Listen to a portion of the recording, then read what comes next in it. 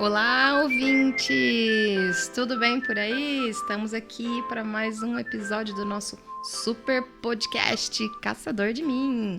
Bem-vindos e bem-vindas! Oi, André. Oi, Lu. Oi, ouvinte do podcast Caçador de Mim. Hoje é um episódio especial. Não só porque a gente sempre traz biografados sensacionais e hoje tá maravilhoso, mas porque também, né, Lu? Hoje iniciamos no episódio 41 a nossa quinta temporada, ouvinte. Olha aí, que legal, né? Então, se você tá chegando agora, saiba que tem outros 40 episódios, são 40 pessoas, 40 histórias de vida inspiradoras que você pode curtir. É só ir aí, né, de frente para trás ali, checando as nossas listas de podcast nos principais streamings, gente, né, no YouTube, no Spotify, no Google Podcast, Apple Podcast, etc e tal. E se você quer ficar aí atento aos novos episódios, nos procure e nos ache e clique lá no curtir nas nossas redes sociais. Estamos no Instagram, estamos no Facebook, né, Lu? Então é isso aí. Muito bem. Exatamente. E se você tem alguma ideia de alguma história inspiradora, de alguma pessoa que te inspirou, que você conhece a história, escreva aqui nas sugestões, ok? Se inscreve aí no nosso canal e vamos aproveitar mais uma história inspiradora. Hoje nós vamos para a área de medicina. Então, quando tem um episódio, procurem lá, sobre a Zilda Arnes, né? Médica importantíssima aqui no Paraná, exemplo, né, de pessoa, de solidariedade, de preocupação com o próximo. E hoje eu trago mais uma médica. Então, nas pesquisas da Zilda, eu achei Maria Falce de Macedo, a primeira médica a se formar aqui no Paraná. E a primeira catedrática da Universidade Federal do Paraná, essa tão renomada instituição. Ô Lu, inclusive, o que eu adoro, né, em parte das suas pesquisas e as suas propostas de roteiros aqui para o nosso querido podcast Caçador de Mim, é que você faz questão, né, de trazer gente que, de repente, muitos nem ouviram falar. Para mim, absoluta novidade, a Maria Falce, né, de Macedo, como primeira médica e catedrática aqui do estado do Paraná. E é importante, viu, ouvinte, dizer que essa é uma das importâncias. Nós estamos trazendo pessoas que merecem o nosso reconhecimento, mas que também são inspiradoras, né? Tem atos, tem ações que deixam muitos, nos deixam motivados, nos deixam inspirados. Então a gente lida com pessoas famosas, né? Que já tiveram seu reconhecimento, Celebridades, né? suas celebridades, etc., né? Mas também lidamos aí com pessoas que merecem serem, né, conhecidas aí. Maior destaque. Maior destaque, né? Isso mesmo. Por nós. Então, bora lá. Então, ela nasceu em 15 de janeiro de 1897 aqui em Curitiba. Então, pensei, por que ela decidiu ser médica? Então, gente, os pais dela eram proprietários da funerária Falce, que providenciavam pompas fúnebres na cidade curitibana, ali na Rua do Rosário, esquina com a Saldanha Marinho, bem no centro de Curitiba. Esse amplo armazém térreo abrigava os depósitos dos caixões, tinha estábulos que naquela época haviam cavalos, carruagens, né, para os ritos fúnebres. Então ela lidou com cadáveres desde menina e observando provavelmente aqueles cadáveres ficou curiosa, anatomia humana, fisiologia humana e resolveu que queria estudar medicina. Naquela época, né, em 1880, os médicos que já haviam um hospital aqui em Curitiba, mas os médicos que atendiam no hospital ou atendiam particular vinham de outros locais, porque não havia uma universidade de medicina, uma faculdade de medicina aqui em Curitiba. Então, faltava essa instituição. Para preencher isso, em 1912, foi fundada a Universidade Federal do Paraná. E aí, o curso de medicina abriu em 1914. E na primeira turma de medicina, lá estava ela, né? a Maria Falsi. Então, ela foi da primeira turma de medicina, lógico, os outros eram todos rapazes, e ela foi a primeira mocinha a se formar ali. Com certeza ela não teve a menor dificuldade nas aulas práticas, né, de secação, a gente fica fazendo ideia, porque a convivência dela já era naturalizada, né, em relação aos negócios de empreendimento funerário aí da família, né? Interessante isso. Lu, inclusive uma questão aqui, tá? Na tua opinião, o meio, ele é fortemente influenciador das decisões por uma carreira? Eu não sei se eu vou dizer fortemente, mas o meio influencia, né? Vai depender muito da pessoa, do talento dela, das habilidades dela. Porque, assim como eu já vi muitos filhos seguirem a carreira dos pais, eu já vi muitos filhos irem de direção totalmente oposta aos pais. Às vezes o pai tem até o empreendimento, já tem, né, consultórios e tal, e o filho simplesmente não curte aquilo, né? Não é habilidade. Então, pode ser ou pode não ser, né? Vai variar um pouquinho. Porque quando eu disse, viu, ouvinte, o meio, né?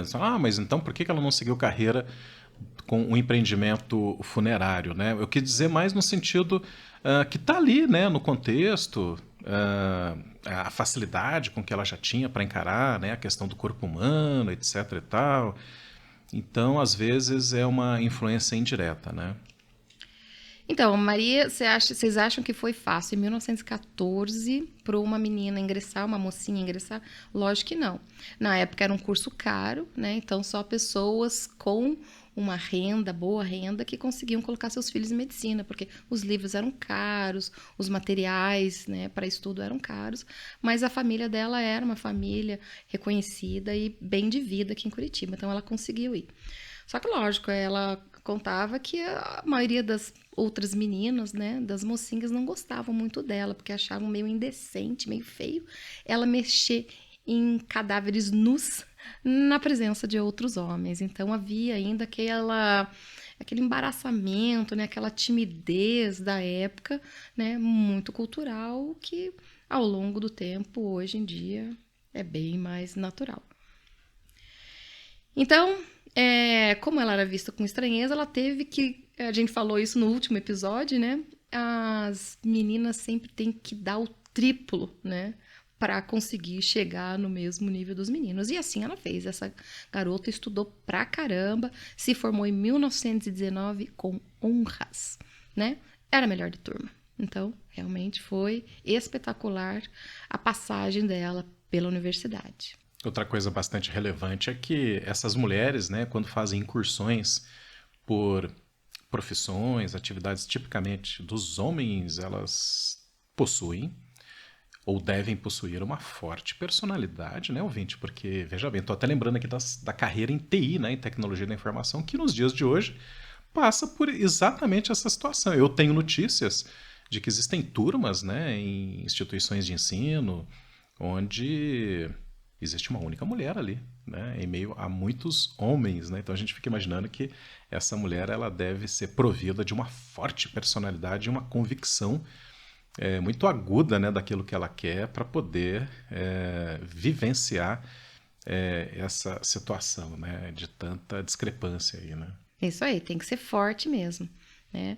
Então ela se formou e, lógico, né, logo que se formou, não existia mulheres, né, médicas no mercado.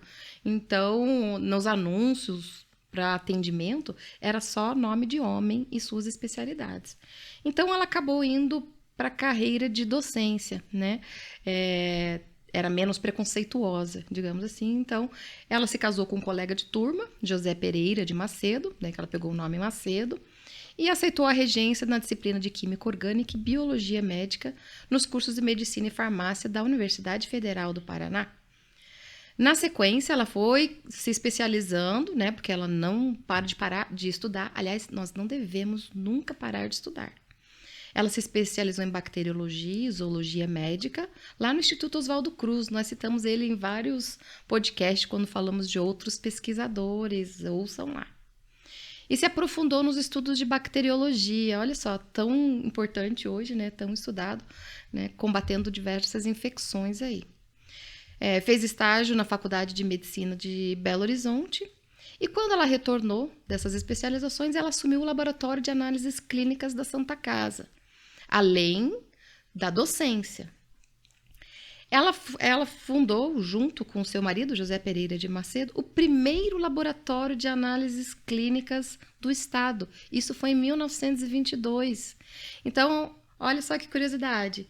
Esse negócio durou 3 décadas, né? Então, foram mais de 30 anos trabalhando no laboratório, que hoje é o nosso famoso laboratório Fishman-Isengard, né? Super famoso aqui em Curitiba, né? Já fiz vários exames de sangue ali no laboratório Fishman e agora fiquei sabendo que foi essa médica que começou tudo, né? Na década de 50 ela vendeu, né? Eles venderam esse laboratório de análises clínicas para os colegas de profissão Fanny Fishman e Oscar Isengard. Então por isso que ficou esse nome daí, Fishman-Isengard.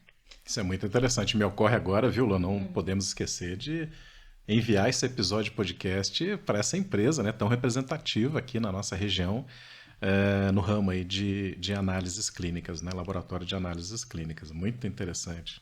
Isso aí, em 1929, ela assumiu daí de vez, através de concurso, né, de provas, a cátedra universitária da disciplina de Química Médica do curso de Medicina, né, tornando-se a primeira mulher a ocupar uma posição dessas. Entre os legados da professora Maria Falce está a implantação da disciplina de Química Fisiológica, que hoje em dia a gente chama de Bioquímica, né? Então, a Bioquímica, ela tem vários cursos, né? O curso de Biologia, na qual eu sou formada, eu tive a disciplina de Bioquímica. Muita gente tenta fugir da Bioquímica, mas ela é obrigatória, né? Porque é muita fórmula, é muita química ali envolvida, né? E nem todo mundo tem essa afinidade com a química. Mas eu gostava, confesso que eu gostava de Bioquímica, gosto até hoje. Então ela foi precursora, digamos, ela organizou, né, o estado da arte dessa disciplina, é isso? Isso aí. Praticamente uma fundadora? Olha, interessante.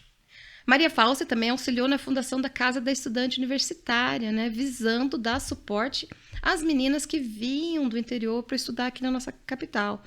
Então, a Casa da Estudante Universitária, assim como a Casa do Estudante Universitário, a gente proporcionou pessoas do interior e de outros estados conseguirem frequentar a Universidade Federal do Paraná. Então, é importantíssimo. Meu pai foi, né, um dos hóspedes ali, né, dos moradores da Casa do Estudante durante o período dele também de faculdade. Então, é muito importante oportunizar. E ela foi uma das precursoras ali. Fantástica. Então, foram 41 anos de cátedra, né? Maria Falce produziu inúmeros trabalhos, recebeu várias homenagens e condecorações. Relatam que ela era uma pessoa muito querida, né? Foi homenageada por vários alunos, era uma mãezona de família também, esposa dedicada, então conseguiu conciliar tudo, coisa que não é fácil, não é tarefa fácil. E é lembrada até hoje, né, por todos. Tem um grupo lá de meninas no Facebook da medicina que colocaram o grupo com o nome dela, justamente para ajudar as meninas a terem mais voz, né, perante o curso, né, e evitar algumas situações constrangedoras que, infelizmente, até hoje nós temos. E continuando nessa pegada medicina, que uma coisa leva a outra, né? Só para citar aqui, a primeira médica brasileira foi Maria Augusta Generosa Estrela, né? E foi uma estrela mesmo, como o nome dela diz. A história dela é bem curiosa e ela nasceu no Rio de Janeiro em 1860. Tá? E ela era uma menina que os pais tinham comércio, então o pai tinha, né, dinheiro, e os pais vieram de Portugal, eram portugueses, e ela foi lá visitar, quando ela tinha mais ou menos 13 anos, a família lá em Portugal, os parentes lá. No retorno, o navio sofreu um acidente. E ela tinha muita iniciativa, essa menina, e conseguiu ajudar a salvar algumas pessoas, tirar algumas pessoas ali da onde o navio tinha batido. Enfim, foi uma história muito legal, mas que chegou, e atribulada, mas que chegou aos ouvidos do então imperador Dom Pedro II, né? Que essa menina, né, com seu ímpeto lá e seu desprendimento, conseguiu salvar algumas pessoas. Daí, voltando ali, ela leu alguns anúncios de que uma mulher tinha se formado médica lá nos Estados Unidos. Naquela época, as mulheres não podiam estudar em instituições de ensino superior, né? As universidades eram proibidas para as meninas. Então, ela pediu para o pai, por favor, ela tinha 15 para 16 anos, para mandar ela para Nova York. E o pai, como tinha dinheiro e incentivava a menina, né, a ter uma educação exemplar, e viu que ela realmente tinha essa habilidade, mandou ela para Nova York. E lá, gente, só podia entrar com 18 anos, mas ela tinha 16. Ela escreveu uma carta, parece que super convincente, falando da motivação dela, por que ela queria ser médica, e eles aceitaram.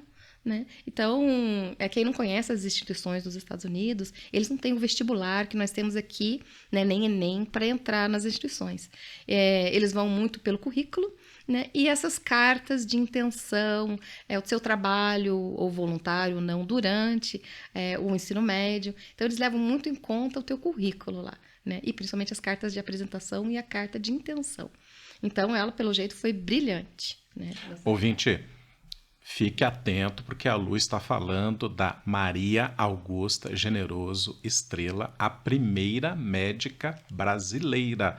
Ela pegou essa carona no episódio que está falando da Maria False, que foi a primeira médica paranaense. Então, só nessa altura do campeonato é bacana, né, Lu, a gente organizar. Então, assim, até aqui, até agora há pouco, você estava ouvindo a história de vida da Maria False, primeira médica paranaense, e a Lu está nos trazendo um bônus, um plus, dizendo o seguinte, ouvinte: e a primeira médica brasileira, hein? A primeira médica brasileira é a Maria Augusta Generoso Estrela, que, né, a partir de 1860 tem essa história fantástica que a Lu começou a contar a partir de agora, né?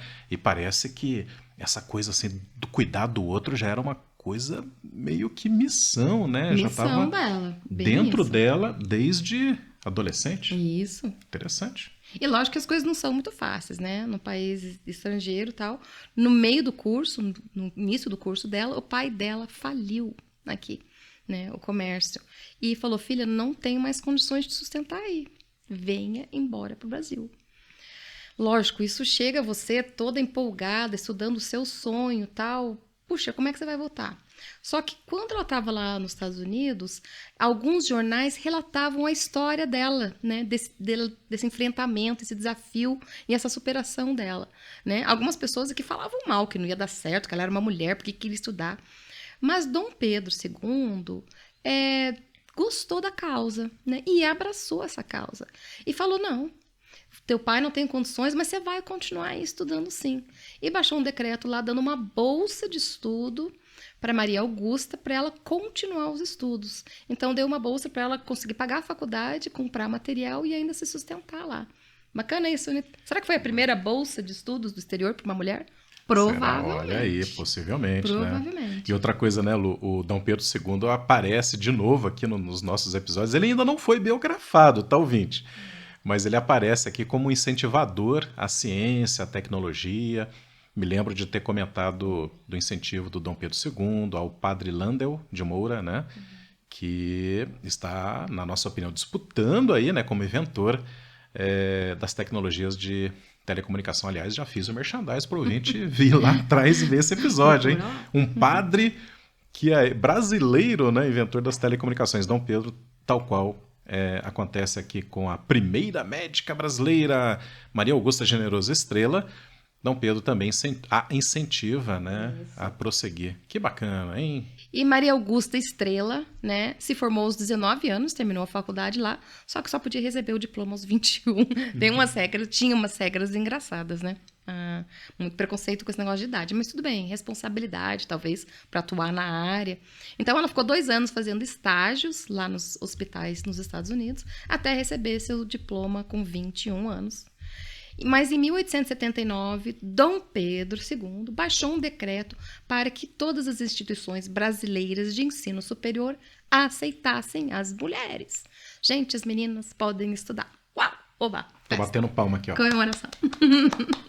Né? Exatamente. Pode parecer pouco, mas Dom Pedro II tomou essa decisão no século XIX, gente. Ainda temos sérios problemas de preconceito de gênero, ou seja, né, das mulheres terem as suas condições de estudo, de trabalho, de respeito subtraídas pelo simples fato de serem mulheres, né? Infelizmente, então... ainda existem cursos muito machistas, né? Mas ela retornou ao Brasil aos 22 aninhos, abriu sua clínica, ela recebeu várias homenagens no seu retorno pela vitória, pela conquista que ela teve. Então, realmente foi uma mulher inspiradora, olha aí, ó. Foi a luta, hein? E para falar sobre a primeira médica a se formar no Brasil, né? Ela foi a médica Rita Lobo. Então, ela era uma gaúcha, nasceu no Rio Grande do Sul, em 1866. Começou o curso de medicina junto com o irmão no Rio de Janeiro, mas parece que o irmão andou fazendo algo, discutindo com algumas pessoas lá, e eles tiveram que se mudar para a Universidade da Bahia, né, lá em Salvador. E ela lá se formou também, muito bem. O que levou Rita Lobo a estudar medicina foi que a mãe dela morreu no parto de um irmãozinho. Então, ela falou que ela queria reduzir o índice de mortalidade das mulheres na hora do parto. E um dos estudos dela, que foi até a defesa de trabalho de conclusão de curso dela, foi exatamente sobre a cesárea. Na época, ela foi muito criticada por esse tema, né? Era um tema que não era muito bem aceito a mulher fazer cesárea. Mas ainda bem que foi superado isso, e hoje em dia eu mesma fiz 2 cesáreas, e é um alento para as mulheres que muitas vezes não têm dilatação, não têm condições de ter um parto normal. Então, realmente, foi uma vitória das mulheres. Então, ela foi consagrada como a primeira mulher formada em medicina, e atendendo principalmente as mulheres que se sentiam inibidas, né, em consultar um homem, né? Então, as ginecologistas, obstetras, as primeiras a se formarem, realmente acho que foi um alento, um alívio, assim, uma comemoração para a ala feminina, né? Porque a gente fica mais à vontade, às vezes, com uma mulher que atendendo a gente, né? Eu sei que tem ginecologistas homens brilhantes também. Mas a mulher, eu sempre optei também porque eu me sinto mais à vontade, né? A gente às vezes é um pouquinho mais tímida. E, não sei, parece que ela conhece como ela tem o mesmo corpo que a gente, vai. Então foram 3 relatos de 3 mulheres médicas desbravando a profissão aqui no nosso país. Espero que você tenha gostado. Adorei, ouvinte. Eu vou fazer vou sistematizar para você aqui. Olha lá, Lu, vê se eu não vou errar, hein? Resume aí, quero então, ver se prestou lá. atenção. É o seguinte, olha. A primeira médica brasileira, anota aí, ouvinte, foi a Maria Augusta Generoso Estrela. Agora, não se formou aqui. A primeira, isso porque ela se formou nos Estados Unidos, em Nova York. Por isso que a Lu trouxe aqui, olha lá, a Lu faz o dever de casa perfeito. Nossa, foi a primeira médica. Né? Agora, a primeira médica a se formar no Brasil foi a Rita Lobo, essa que ela falou por último agora. E o episódio é dedicado a Maria Falce, que é a primeira médica do Paraná, né? Olha aí que interessante. Ficou isso muito aí. bom, hein, Lu? Sensacional. Ficou joia, né? Então, admiro muito essas mulheres, né? Adorei fazer a biografia, espero que você tenha gostado. E sugestões, escrevam pra gente. Até mais, ouvinte. Beijo.